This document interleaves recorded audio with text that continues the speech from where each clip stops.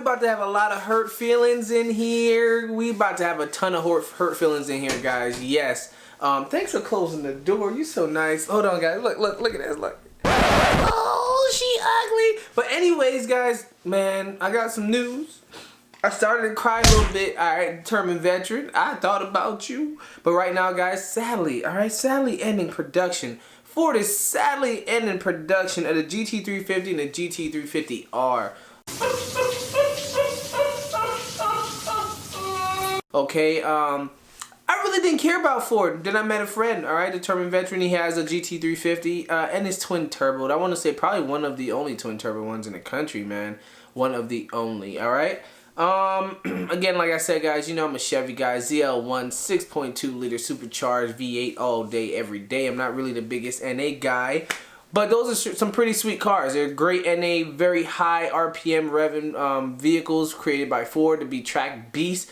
I raced by myself when I had my ZL1, and it was a pretty nice race, stock for stock, because the ZL1 is supercharged, so yes, I pull, but the long gears on that thing was pretty nice. I'm just sad to say it. I had to break it down to you guys. So let's go ahead and get into it. We'll jump into this quick.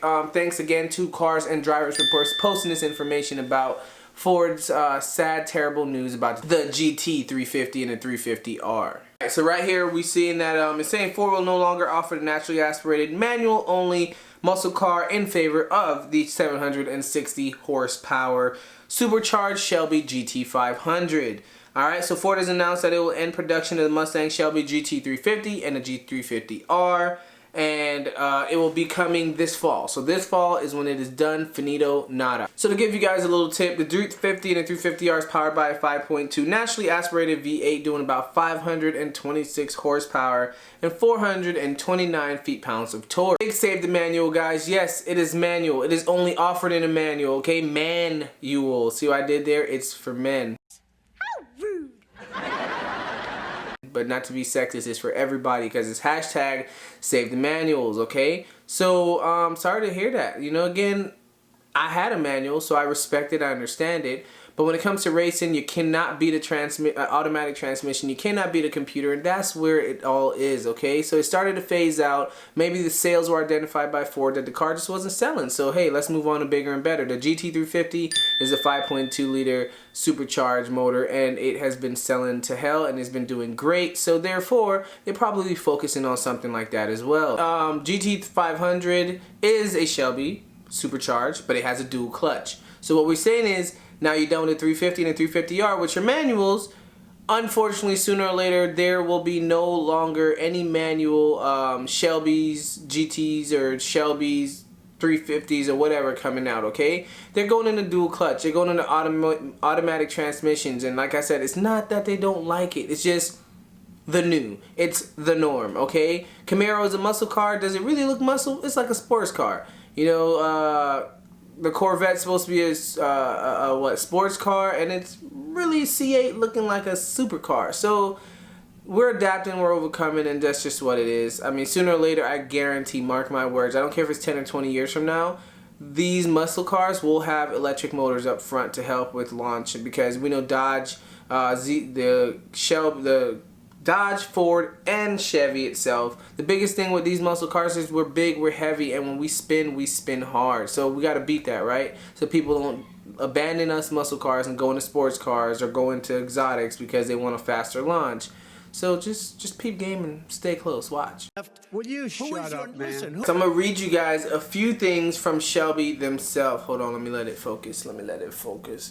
Am I that ugly? Damn, there we go. Okay, so I'm going to read you guys a few things from Shelby themselves, right? Not Shelby, sorry. So I'm going to read you guys a few things from Cars and Drivers themselves when they tested this. It first came out. So it was in like the top 10 best cars. They compared it to the Supra. Cars and Drivers talked about when they did a 40,000 mile long term test. The car was named Cars and Drivers top 10 for like 2 years in a row. Compared against cars like the 2020 Toyota Supra and other stuff like that.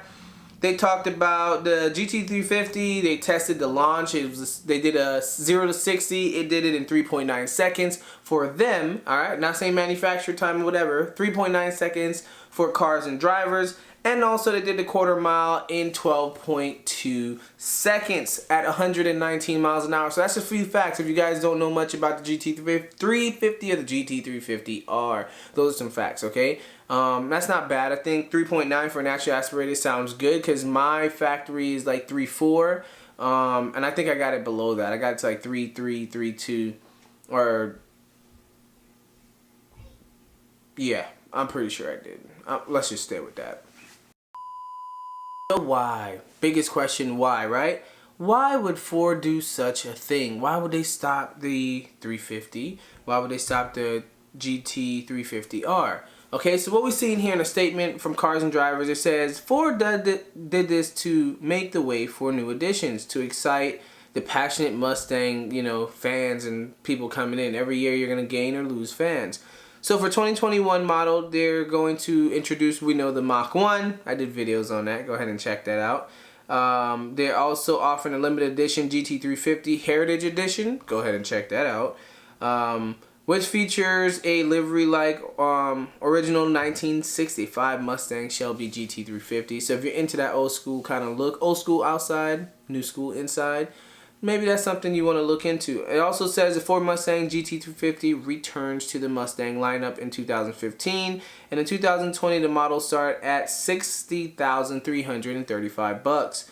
All right, and the track focused Gt350R starts at $74,530. So of course it's a little more. Just like the Z01 at least, probably like a $5,000 difference if you guys were thinking about getting stuff like that. Alright, so to end it all, like I said, starting this fall, it will be the last manual Ford Shelby sold. Alright, so say goodbye to the Gt350 and the Gt350R. Thank you guys for the long love since 2015. The last model will be sold in 2020, and that is it.